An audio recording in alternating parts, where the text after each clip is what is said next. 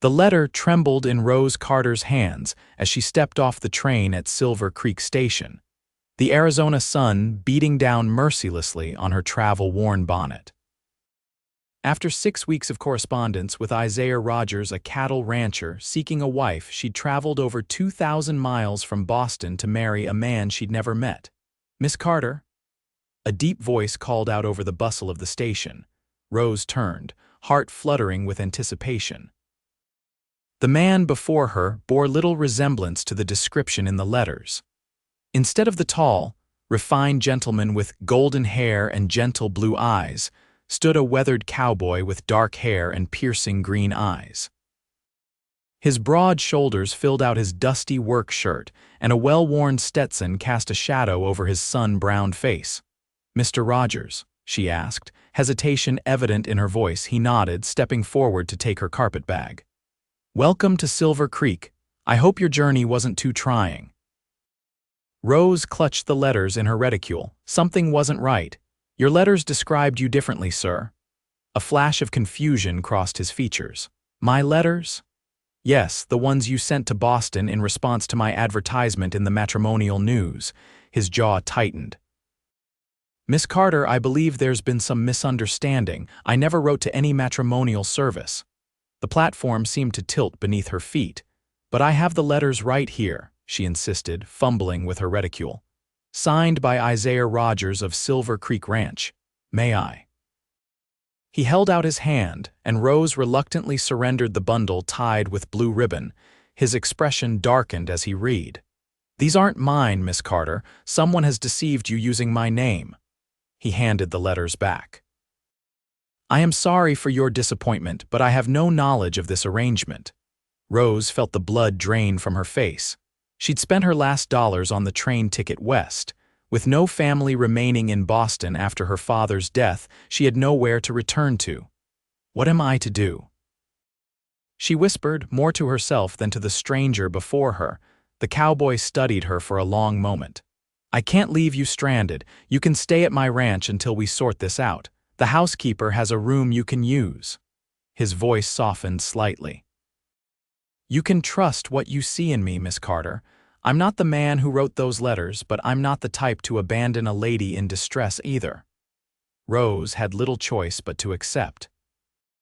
As they rode in silence toward Silver Creek Ranch, she wondered what kind of cruel joke fate had played on her, and who had written those tender, promising letters that had led her into this wilderness. The ranch sprawled across the valley, far larger than Rose had imagined.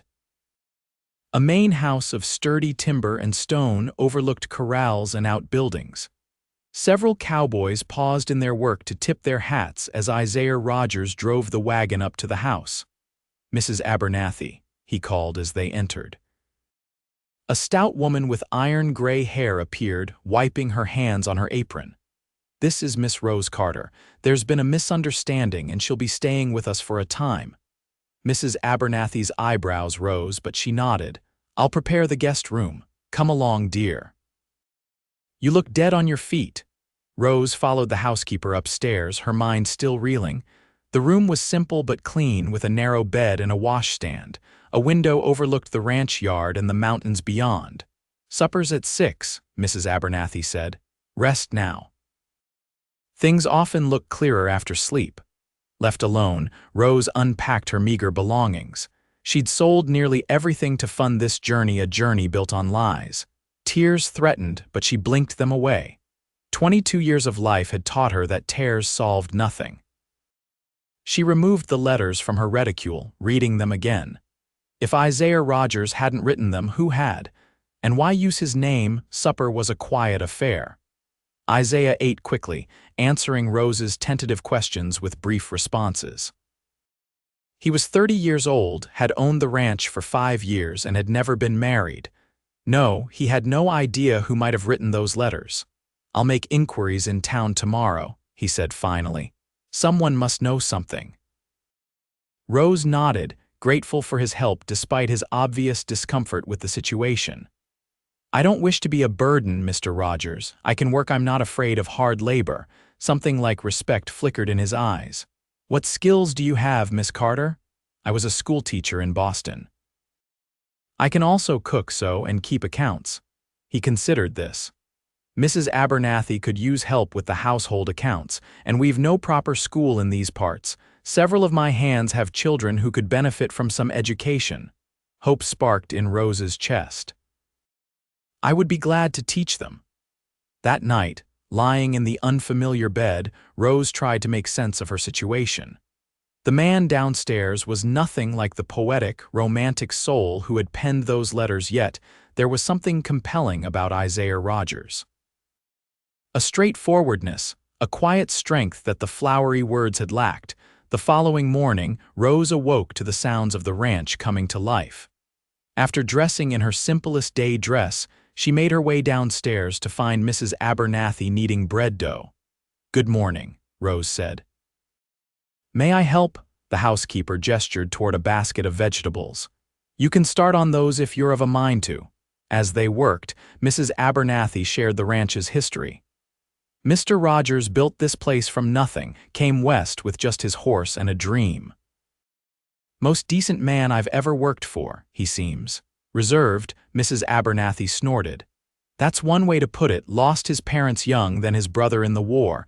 Man's learned that caring for folks brings pain." She glanced at Rose. "Don't mistake his quiet for coldness, though." Isaiah returned from town at midday, his expression grim. "I spoke with the postmaster. Letters have been coming through addressed to me for months now, collected by a young man claiming to be my ranch hand." "Do you know who?" Rose asked. "I have suspicions." His jaw tightened. "Likely Robert Blackburn. Worked for me last spring before I caught him stealing. Swore he'd make me pay." "But why involve me in his revenge?" Isaiah shook his head. "Some men have twisted minds, Miss Carter. I'm sorry you were caught in this." That evening, Rose organized a small classroom in an unused storeroom. When Isaiah checked on her progress, she was arranging the few books she'd brought with her. "This is impressive," he said, looking around at the transformed space. Rose smiled, pleased by his approval. "We'll make do." "I've taught with less. The children will come tomorrow, 6 of them ages 5 to 12. "Perfect." Rose hesitated, then added, "Thank you for this opportunity, Mr. Rogers. I was so afraid when I realized I'd been deceived." He studied her face. "You're made of stronger stuff than that, I think. Most women would be in hysterics by now." "I've had practice at disappointment." She hadn't meant to sound so bitter. Something shifted in his expression. "Haven't we all?" He turned to leave, then paused. "Join me for a ride after your lessons tomorrow. I'd like to show you the ranch." The invitation surprised her. "I'd like that very much." The next day, Rose's first lesson with the children went well. They were eager to learn, if unruly, and by noon she'd established her authority and their respect. True to his word, Isaiah was waiting with 2 saddled horses when she finished. "Ever ridden before?" "Not since I was a girl," Rose admitted.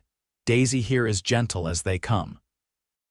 He helped her mount, his hands strong and sure at her waist. They rode across rolling grasslands toward distant mountains. Isaiah pointed out landmarks and boundaries, talking more than he had since her arrival. Rose found herself watching his face as much as the scenery, noting how his features softened when he spoke of the land. "It's beautiful," she said as they paused atop a ridge overlooking the valley. "I understand why you love it." He looked surprised. "Most Easterners see nothing but desolation." "I see freedom," Rose replied. "Room to breathe, to become whatever you choose." Isaiah studied her with new interest. "That's exactly it. My father worked in a factory his whole life, died young with nothing to show for it. I promised myself a different fate." "My father was a professor," Rose said quietly. "When he died, I had to sell his books to pay his debts. Teaching was the only respectable work I could find, but the salary barely covered room and board." "So you advertised for a husband." Rose felt her cheeks warm. "It sounds mercenary when you put it that way." "Practical," he corrected. "No shame in seeking security." On the ride back, they came across a calf separated from the herd. Isaiah dismounted to guide it through a gap in the fence. Rose watched in admiration as he worked, his movements confident and gentle with the frightened animal. "You're good with them," she observed when he returned. They're simpler than people. Honest about what they want and need. He squinted at the setting sun. We should head back. Getting dark soon. As the days passed, Rose settled into life at Silver Creek Ranch. Her school grew to include 2 more children from a neighboring property. Mrs. Abernathy gladly surrendered the household accounts, which Rose discovered needed considerable attention. She found Isaiah in his study one evening, frowning over ledgers. "May I speak with you about the accounts?" He looked up, rubbing his eyes. "Found problems already. Several suppliers are charging you well above market rates." She sat across from him, spreading out her notes. "And your foreman has been ordering supplies that never appear in the inventory." Isaiah's expression darkened. "Show me." Together they pored over the accounts, Rose explaining the discrepancies. Their heads bent close, shoulders occasionally brushing. Rose became acutely aware of his proximity, the clean scent of soap and leather that clung to him. "You've saved me hundreds of dollars," he said when they finished. "I'm not good with numbers." "We all have different talents," Rose replied. "You built this ranch from nothing. That's impressive." He smiled, the first real smile she'd seen from him, and Rose felt something tighten in her chest. The reserved cowboy was remarkably handsome when he smiled. The next morning brought trouble. Rose was teaching when she heard raised voices from the yard. Looking out, she saw Isaiah confronting a tall, fair-haired man whose stance radiated hostility. "Children, continue with your reading," she said calmly, though her heart raced. She slipped outside, staying near the doorway. "You're fired, Jennings," Isaiah was saying to his foreman. "Take your pay and get off my land." "This about the Boston lady," Jennings sneered. "Letting a woman look at the books now. This is about theft. You've been skimming for months." The foreman's hand twitched toward his gun. "You can't prove anything?" "I don't need to. This is my ranch." Isaiah stood his ground, though Rose noted he kept his hand near his own weapon. Jennings spat on the ground. "You'll regret this, Rogers." His gaze shifted to Rose, and a nasty smile curved his lips. "Interesting company you're keeping. Did she tell you why she really came west?" "Desperate women make for poor judgment." Rose felt the blood drain from her face. Isaiah stepped between them. "That's enough. Leave now, or I'll have you escorted off." The foreman backed away, still smirking. "Ask her about her father's debts. Ask why Boston wasn't big enough to hide in anymore." After he rode off, Isaiah turned to Rose. What was he talking about? She couldn't meet his eyes. "I should check on the children, Rose." His use of her given name stopped her. "Whatever it is, you can tell me."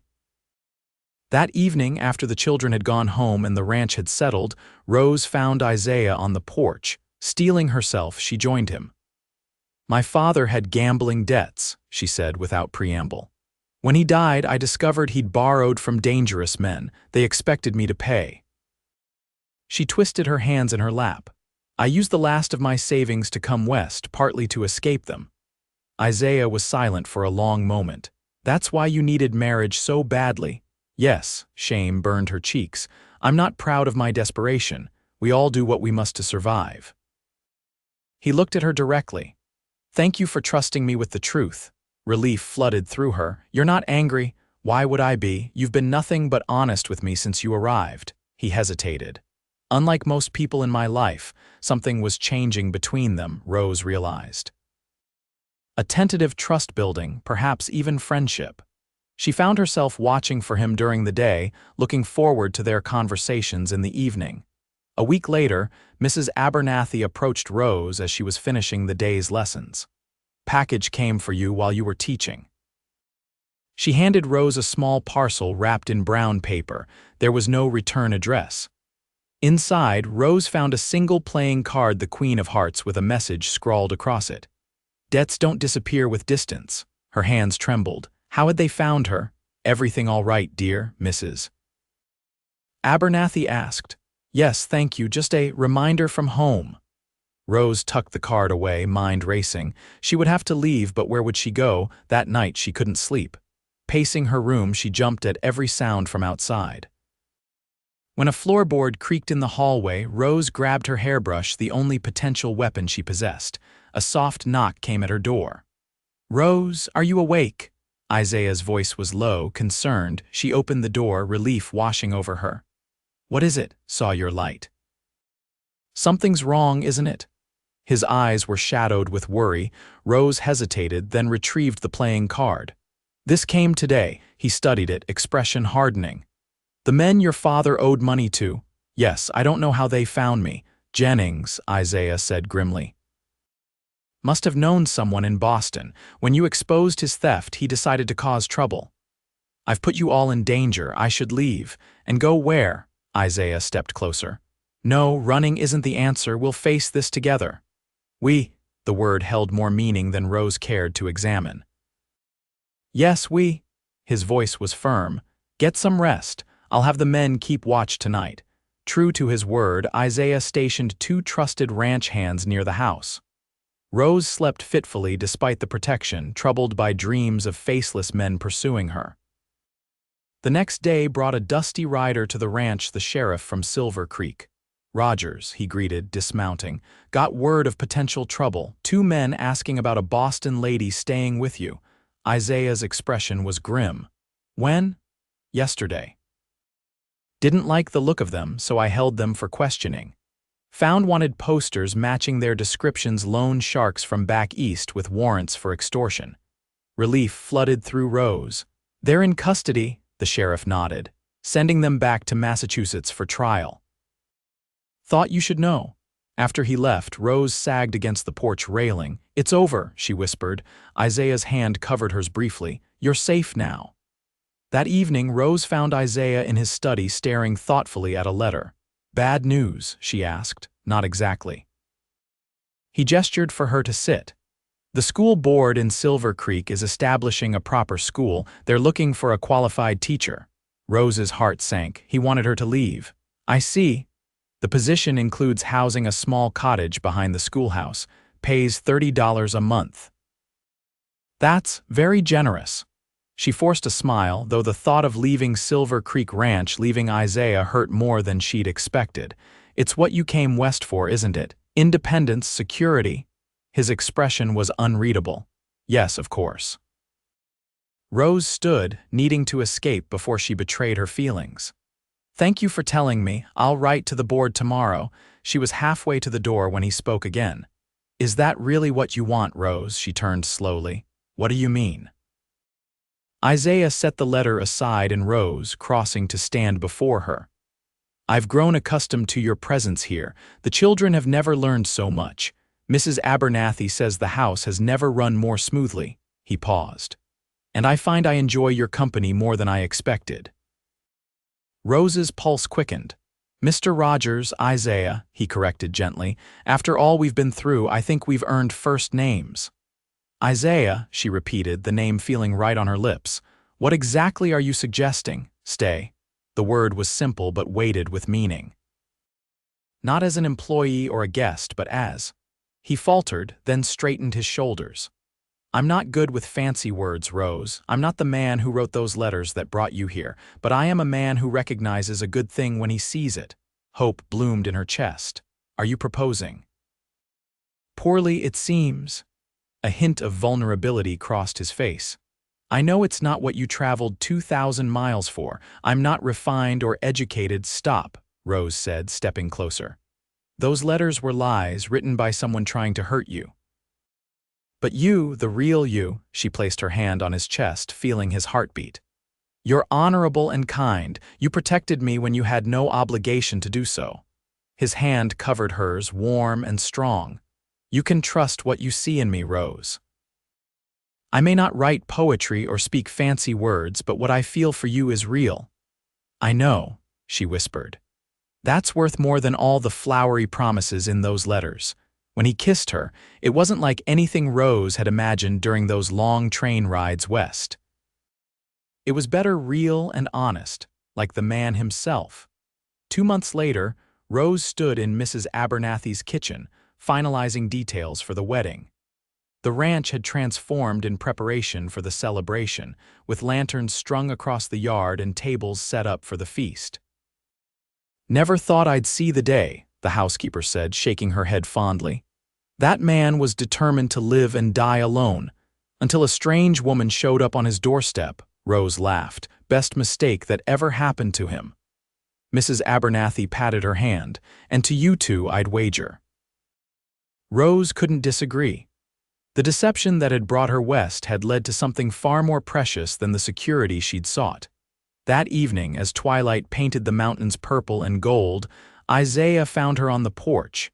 Having second thoughts, he asked, only half joking. Rose smiled up at him. None whatsoever, you, he took her hand, raising it to his lips. Only that I didn't find you sooner. The wedding was simple but joyful, attended by the entire ranch staff, neighboring families, and townspeople who had come to know and respect both Rose and Isaiah. As they exchanged vows beneath an arch of wildflowers, Rose reflected on the strange journey that had brought her to this moment. She had come west chasing a lie, only to find a truth more precious than anything she could have imagined. The man before her wasn't the invented persona from those fraudulent letters. He was flesh and blood, with flaws and strengths that made him infinitely more lovable than any fictional suitor could be. As summer turned to autumn, Rose and Isaiah settled into married life. The ranch prospered under their joint management, his practical knowledge of cattle and land complemented by her skill with figures and organization. 3 days a week, Rose still taught the children, now in a proper schoolroom built onto the main house. On a crisp October evening, they sat together on the porch, watching the sunset paint the mountains in shades of fire. Rose's head rested against Isaiah's shoulder, his arm warm around her waist. I received a letter today, she said, from the Boston police. Isaiah tensed slightly. About your father's creditors? Yes, they've been convicted 5 years each. She looked up at him. It's truly over now, he kissed her forehead. Good, though I should thank them in a way. Thank them, Rose raised an eyebrow. If not for them, you might never have placed that advertisement, never have come west. His green eyes were warm with affection. Never have found me. And if not for Robert Blackburn's desire for revenge, I might have ended up married to some fictional gentleman who never existed. She smiled. Sometimes lies lead to unexpected truths. Speaking of unexpected, Isaiah hesitated, an unusual nervousness crossing his features. Mrs. Abernathy mentioned something to me today. Rose felt her cheeks warm. The housekeeper had noticed her morning sickness before she'd had a chance to tell Isaiah. Did she? Is it true? His voice was husky with emotion. She nodded, taking his hand and placing it over her still flat stomach. In the spring. Around May, I think. The joy that transformed his face was answer enough. But his whispered, I love you, as he gathered her into his arms, confirmed what Rose already knew: the greatest truth she'd found in the West was not just in the land or the freedom it offered, but in the heart of a man who had never written her a single letter. Years later, Rose would sometimes take out the bundle of fraudulent letters, now yellowed with age, and read them to Isaiah with laughter in her voice. The flowery promises and poetic declarations seemed ridiculous compared to the solid reality. They had built together a thriving ranch, 3 strong children, and a love founded not on romantic fantasies, but on trust hard-won and cherished. She had been sold a lie in a letter, but found an enduring truth in the eyes of a cowboy who had once told her, "You can trust what you see in me," and had spent every day since proving those words true.